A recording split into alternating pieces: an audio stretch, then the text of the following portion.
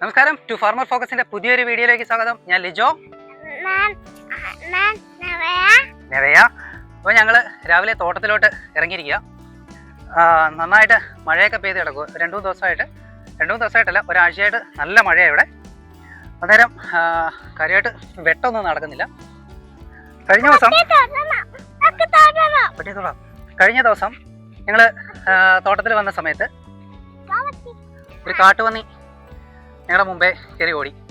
അങ്ങനെ പന്നിയെ കണ്ട് ഞങ്ങളും പേടിച്ചു പോയി. ഞങ്ങളുടെ ബഹളം കേട്ട് പന്നിയെ പേടിച്ച് ഓടി. അപ്പോൾ അതിനുശേഷം ഞാൻ ഇങ്ങോട്ടൊക്കെ വരുന്ന സമയത്ത് ഞാനാണെങ്കിൽ പട്ടിയെ കൂടെ കൊണ്ടുവരും. പട്ടിയുടെ പേര് മൈക്കെന്നാ. ഈ മൈക്കിൻ്റെ ജോലി എന്തോന്ന് ഞാൻ നിങ്ങൾക്ക് കാണിച്ചു തരാം. പണ്ട് തൊട്ടേ ഈ കർഷകരും നായ്ക്കളും തമ്മിൽ ഒരുപാട് ബന്ധമുണ്ട്. ഞാൻ യൂട്യൂബിലൊക്കെ പല വീഡിയോസിനകത്തും കണ്ടിട്ടുണ്ട്. വലിയ ഹെക്ടർ കണക്കിനുള്ള ഡയറി ഫാമിലൊക്കെ ഒരു നായയായിരിക്കും പശുക്കളെയൊക്കെ നിയന്ത്രിക്കുന്നത്.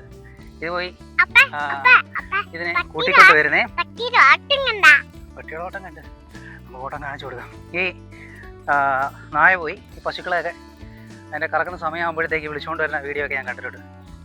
അതുമാത്രമല്ല, കൂടുതൽ ഈ വൈൽഡ് ഏരിയയിൽ, കാടുമായിട്ട് ബന്ധപ്പെട്ട് കിടക്കുന്ന ഏരിയയിൽ ഏറ്റവും കൂടുതൽ നായ്ക്കളെ ഇങ്ങനെ വളർത്തിക്കൊണ്ട് കർഷകർ അവരുടെ കൃഷിയൊക്കെ നശിച്ചു പോകാതെ സംരക്ഷിക്കുന്നുണ്ട്. അപ്പോൾ ഞാനാണെങ്കിൽ നമ്മുടെ പട്ടിക്ക് കൊടുത്തേക്കുന്ന ചെറിയൊരു ജോലി എന്ന് പറഞ്ഞാൽ, ഞാൻ നടക്കുന്നതിൻ്റെ ഒരു 100 മീറ്റർ മുമ്പേ പട്ടി ഓടിപ്പോകണം. പുള്ളിക്കാരൻ ഓടിപ്പോയി റൂട്ട് ക്ലിയർ ചെയ്ത് കുഴപ്പമൊന്നുമില്ല എന്ന് മനസ്സിലാക്കിയിട്ട് തിരിച്ചു വരണം. ഇപ്പോൾ എന്താ പുള്ളി പോയിട്ട് തിരിച്ചു വരുക. അപ്പോൾ ഇനി നമുക്ക് അങ്ങോട്ടാ പോകാനുള്ളെങ്കിൽ പുള്ളി മുമ്പേ പൊക്കോളും. പോട്ടെ, വിട്ടോ. ഇനി നമുക്ക് ഇവിടെ നിൽക്കാം. അപ്പോൾ പട്ടിയുടെ ഓട്ടം കണ്ട് ഇപ്പോൾ പുള്ളിക്കാരൻ ഇനി പുള്ളിക്കാരൻ എന്ത് ചെയ്യുന്ന അറിയാമോ? ഇവിടെ പോയി റൂട്ടെല്ലാം നോക്കിയിട്ട് തിരിച്ചിങ്ങി വരും.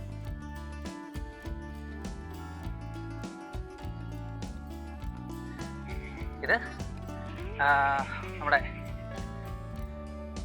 എന്താണ് ഇന്ത്യൻ സ്പെറ്റ്സിൻ്റെ നമ്മുടെ ഒരു എവിടെ ചെരുപ്പ് പോയോ? ഇല്ല, ഇന്ത്യൻ സ്പെറ്റ്സിൻ്റെയും ഡാഷിൻ്റെയും കൂടെ ഒരു ക്രോസ് ബ്രീഡായത്.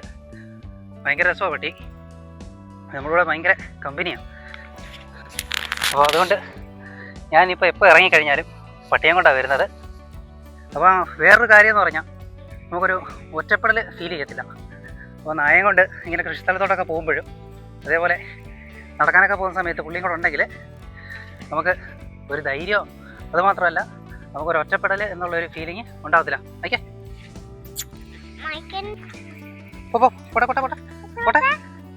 പോട്ടെ.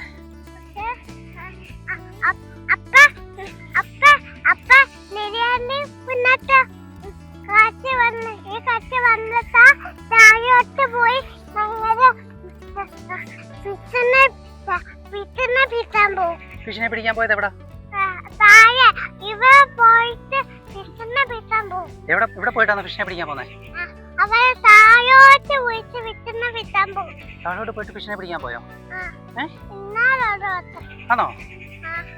നെവ പറയുന്നത് നെവയുടെ ആൻറ്റിയും നെവയുടെ ചേച്ചിയും വന്നപ്പം അവരിതിലേ കൂടെ പോയിട്ട് ഫിഷിനെ പിടിക്കാൻ പോയെന്നാണ് പറഞ്ഞത്. ഇതിലേ കൂടെ പോയി കഴിഞ്ഞാൽ നമുക്ക് ഇനി വയലിലോട്ടാണ് പോകുന്നത്.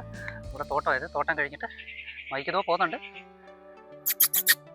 ഇനിയിപ്പോൾ നമുക്ക് തിരിച്ചു പോകാനേ. വേപ്പ തളന്ന്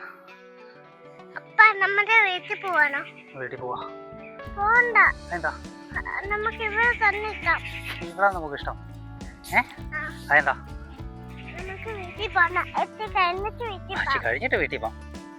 മൈക്ക് നമ്മുടെ തോട്ടം മൊത്തം ഇങ്ങനെ നോക്കിയിട്ട് വരും. നമുക്ക് മൈക്കിൻ്റെ ഒരു കമ്പനിയെ കൂടെ ഇനി ഒപ്പിക്കണം. ഒരു പട്ടി മാത്രമായി കഴിഞ്ഞാൽ ശരിയാവത്തില്ല. അപ്പോൾ ഇന്ന് രാവിലെ പട്ടിയാണെങ്കിൽ എന്തോത്തിനാണ് മോളെ ഓടിച്ചത്?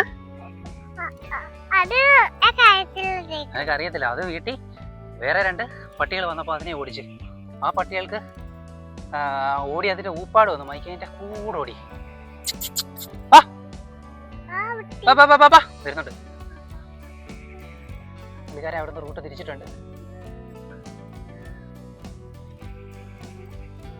വരട്ടെ, നമുക്ക് പോയാലാണേ. നമുക്ക് ജസ്റ്റ് മേലോട്ടിരിക്കാം.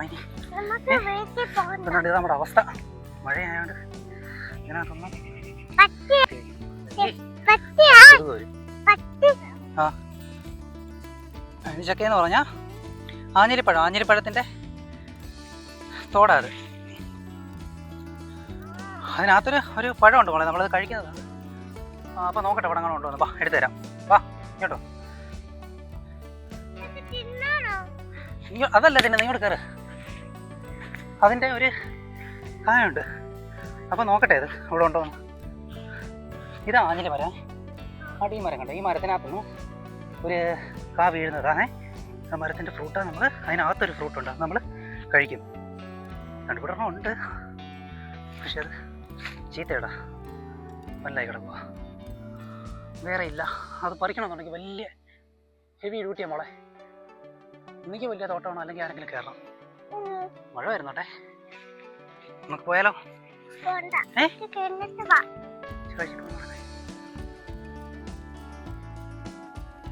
ഒരാൾ അവിടെ നിന്ന് ഓടി വരുന്നുണ്ട്. ആരാ? മൈക്ക്.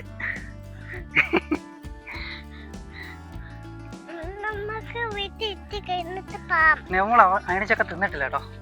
അപ്പോൾ നമുക്ക് ഈ സാധനം നമുക്ക് എന്തായാലും കഴിക്കണം. അപ്പോൾ ഇഷ്ടം പോലെ കഴിച്ചിട്ടുണ്ട് ചെറുപ്പത്തി. നീ ഇത് കിട്ടുമോ നോക്കട്ടെ. നീ ഇഷ്ടം പോലെ ഒന്നും കഴിച്ചിട്ടില്ല, ഒന്നുപോലും കഴിച്ചിട്ടില്ല.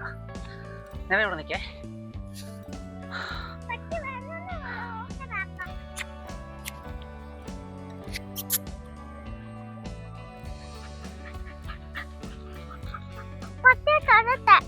നമുക്ക് തൊടാം, തിരിച്ചെന്നിട്ട് തൊടാം.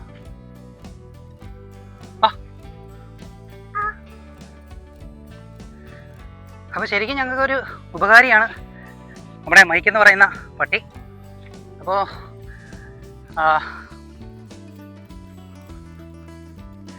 മൈക്കിനെ നോക്കിക്കോ.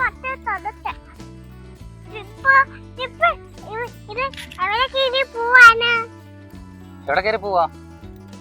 എവിടെ വന്ന് അല്ല, ഇവൻ്റെ ആ കഴുത്തിൻ്റെ മേൽഭാഗത്ത് കുറച്ച് രോമമുണ്ടേ.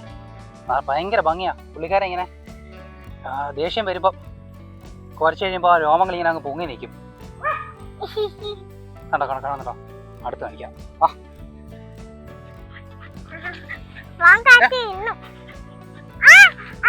നിന്നോടുള്ള സ്നേഹം കൊണ്ടോ?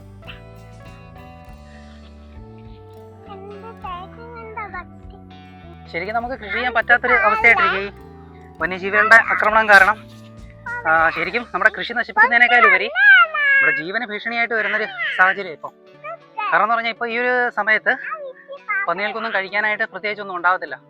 അപ്പോൾ അത് നമ്മുടെ നാട്ടിലോട്ട് ഇറങ്ങാനായിട്ടുള്ള സാഹചര്യം കൂടുതലാണ്. നമ്മുടെ നാട്ടിലിറങ്ങാൻ ഇപ്പോൾ നമ്മളെല്ലാം നടിയിലിട്ട സമയമായതുകൊണ്ട് നടുന്നതൊക്കെ നശിപ്പിച്ച് കളയുകയും അതേപോലെ തന്നെ നമ്മൾ നമ്മുടെ പറമ്പിലോട്ട് ഇറങ്ങുമ്പോൾ നമുക്ക് അപകടകരമായ രീതിയിൽ പന്നികളൊക്കെ വരുന്നൊരു സാഹചര്യമുണ്ട്. അപ്പോൾ കർഷകരൊക്കെ ഒന്ന് സൂക്ഷിക്കുന്നത് വളരെ നല്ലതാണ്.